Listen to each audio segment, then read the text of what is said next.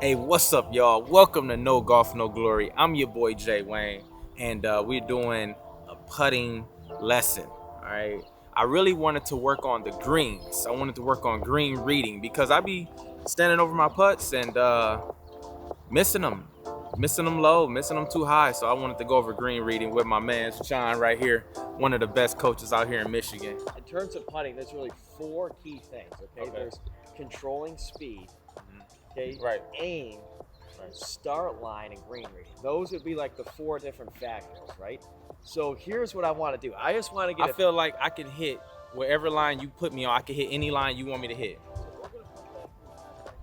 Come over here. He said, we're going to put that to the test right now. Yes, sir. So I want to go over a little bit about the fundamentals of the stroke. How about you actually stand there? Will be the best spot. Okay. So this orange line represents the arc your stroke should work on. So our putting stroke works on an arc because our shoulders turn around our spine. So during the putting stroke, I want to keep my legs and my head perfectly still. So I'm basically just turning my upper torso. So turning my shoulders, chest, back, kind of that unit. Now, when I hold the putter, watch my wrist. See how there's a little bend in my left wrist? There's a little bend in my right wrist, right? Now only watch the wrist. Don't watch anything else. What do my wrists do? Nothing. Never move. Yes, exactly. So the only job of your hands is just to hold the putter. You want to generate the motion by the turn of your torso. Okay, now if I turn my torso, watch my hands. See how they go around? See how they work on a little bit of an arc? Right. That's why the putting stroke works on an arc, because our torso turns around our spine, our shoulders turn around our spine. So the putting stroke is not linear. If it's straight back and straight through, see how my shoulders go up and down? Yeah. See how my head's moving a lot? Our shoulders don't go up and down, they go around. So that's why the putting stroke works on a little arc. So even though I'm more of a, as they say, straight back and straight through guy, it's really not Yeah. straight back and straight with through. that type of putter, it's going to bias a little more straight back and straight through, but it's still a little bit of an arc. So Yeah. think of it like this. If you're hitting like a 2-foot putt, so you're hitting a really short putt, Yeah. you're probably not going to take the putter far back enough for it to arc, because you're going to turn your shoulders barely at all, not enough for it to go around. Right. It's the further you take it back, Gotcha. the more it's going to arc, I got you. because the more you're turning your shoulders. That Yeah. kind of making sense? Oh yeah, I got you on that one. Now these orange lines that go across represent where the face should be. Okay, so this is where it gets tricky. Feel free to cut me off at any point, Okay. because this took me a while to figure out. So Gotcha. think of it like this. On your backstroke, the club face is going to open with the turn of your shoulders. That's going to close with the turn of your shoulders. So the face is going to open and close relative to your target because we're turning, Yeah. but it's going to stay square to your body, in the sense that we don't want to actually roll the face Right. open and close it shut with our hands. The face is staying square relative to you. It's just opening and closing relative to the target, because we're literally turning our torso. Got it. Is this making sense? Oh yeah. So these orange lines represent where the face should be. So the face technically is opening and closing to the target, but that's because, again, we're putting strokes on an arc. It's not rolling open with their forearms and hands, stuff like that. Gotcha. Now here's the best part about this freaking mat, dude. You gotta roll it perfectly straight to get it between the tees. So if you pull, you hit this tee. You push, you hit that tee. So we'll figure out where any misses are at. Okay. And you can use this white line as a guide for your aim. So run your face perpendicular to that line, and then make sure that it's pointed, right on top of that orange line, and try rolling some putts. Okay. Try a few where you see if you can get that club head to swing in between those tees. Yeah.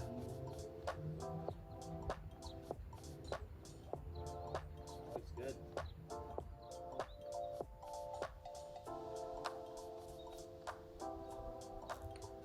You can keep putting. I'm gonna record.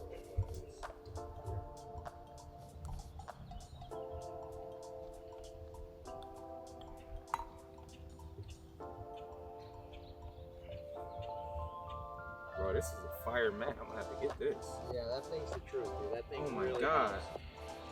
I was not a good putter in high school. Any of my high school teammates will tell you that, but I became good at putting, training with stuff like this.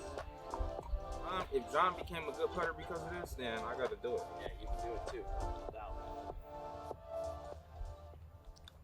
So you have a pretty good feel. You got a pretty good judge of speed, and you got a pretty good judge of club face. So you got most of those through the tees. Now, something just to look at from a fundamental standpoint, you have a little bit of forearm roll in your stroke. So if you watch the white line on your putter, see how it ends up becoming a little bit open relative to that orange line? So you have a little bit of roll on the way back in the sense that you let the club face roll open a little bit, so it kind of looks like this, and then you close it back on the way through. Got it. So if you're going to roll it open, you're going to have to close it shut the same amount you opened it, right? So a good drill for you would be, like you see these orange lines here going across? Yep. Take it to line number 2 and pause, and make sure your club face is parallel to that line going across the mat.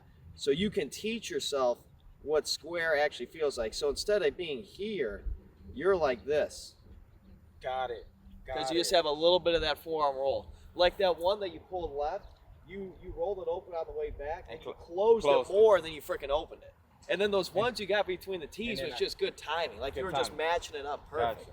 So obviously you work on your putting a lot because you got good feel. Yeah, I've been working on it a lot. Yeah, based on what I know. Try some without the ball where you take it to line number 2 and just pause. That's a good catch. And then follow through from there. That is a good catch. I wouldn't have never thought of that. It'd be hard to see that if you didn't have this mat, to be honest. Wow, incredible. Yes, that's square. That was square? And now that you're square, you don't have to close it shut on the way through. Just let it swing. Oh, I see how it naturally just right on the line. It naturally will close with the turn of your shoulders. You don't have to close it with forearms. And what speed? Like, so this that's is too fast. That's pretty subjective, dude. So I've seen a lot of different speeds work. So it's not like one's necessarily right. It's whatever you can control the best. But in theory, in terms of controlling like the speed and rhythm of the stroke, like if I were to just take my putter back and let it swing, it's supposed to be like same speed back, same speed through, same length back, same length through. So in theory, whatever speed you take it back on should be the same speed you take it through on. So whether it's like this, would be like a little bit quicker, this would be a little bit slower, right? But whatever it is on the way back, you want to match it on the way through. Gotcha. So just try to equal it out on both sides. I usually tend to go a little faster, like That's 1, fine. 2 when it's longer. Yeah. But when it's shorter, I be trying to, because I can end up jabbing the ball a lot. Yeah, That's my tendency. I like the idea of on really fast greens like Washtenaw, probably like, smooth and slow. Yeah. And then like in the spring, if you're playing some like shitty course where the greens are slow, then you're gonna have to pick up the tempo. Gotcha. So it might change based on the speed of the greens. That's why you don't show up right before your tee time, so you can get calibrated. Yeah, well if you want to score good, then don't do that. Or you hear that, Elijah? Mm-hmm.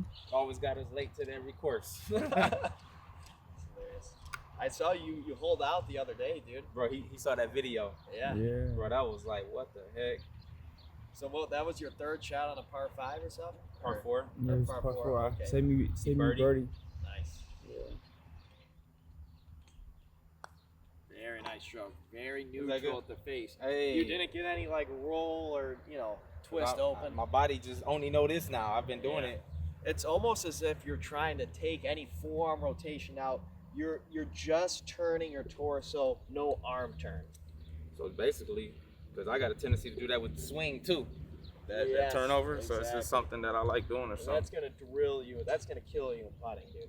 Wow. Now, before I putt, can I because I won't have a mat when I'm putting. So can I take some practice strokes? Like how do I take some On the routine course, practice strokes? This is going to be pretty tough to monitor. So here's how it would work in theory. So let's say that you're going to play, get to the course an hour early, use this mat for like 15 minutes, and try and memorize what that feels like, Gotcha. and then bring that to the course. I got you. And obviously it might be the case that on the course you might mess it up a little bit, right? Yeah, So yeah. you're going to have to use this a lot. Yeah, it's just To get to the points where it becomes normalized, where you could consistently bring that to the course. you know? gotcha. So on the course, all I'm doing is just trying to do this to free myself up, maybe gauge some pace, Yeah. some speed. The whole point of the practice strokes on the course is just speed. Exactly. Okay, gotcha. Now, a field that might work for you based on your tendencies, how about you come back here?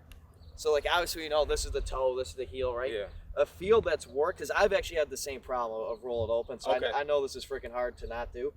Pretending there's a laser coming out of the toe, don't let the laser flare open. See, I'm kind of keeping the toe square the whole time.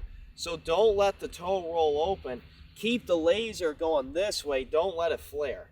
So that could be a feel you could experiment because with. that's my problem. So I got to think about keeping that toe. Yeah, keep the toe square.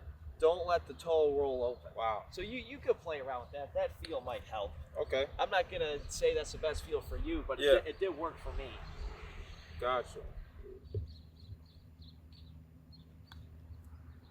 Okay, What so here's the some- heck happened with that? Yeah, so here's what you got to consider. And this is what I thought would have happened the first time, actually. So you kept the face perfectly square on the way back. So right over that orange line.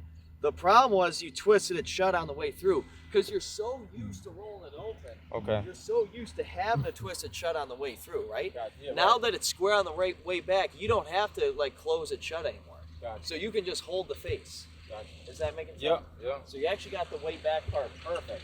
And I thought you were going to do that the first time because that's normally what everybody does. Yeah, it rolled open a little bit. It did, oh yeah. Okay. All right. It wasn't like way off, but it was enough off to where like I noticed it's a little open, which is your tendency. And that will realistically take months for you to like completely eliminate that, you know. Oh, we're gonna eliminate it though. Oh yeah. That was perfect takeaway. Okay. Good stroke. That was the best stroke. That was Okay. like Okay. neutral to neutral. Okay. That was really Okay. good. I can. You bro, should get this freaking mat, dude. Bro, should you know I'm about to buy it as seriously soon as I get leave. Yes, I would. As soon as I get in the car, order it off Amazon, whatever.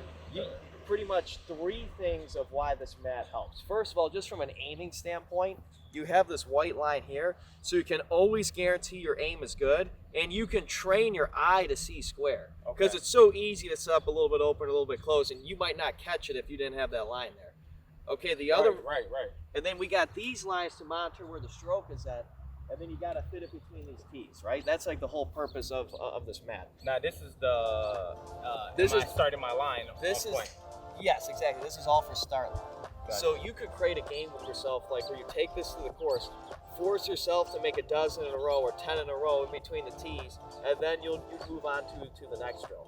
So think of this as like the practicing the technique of your putting stroke. Gotcha.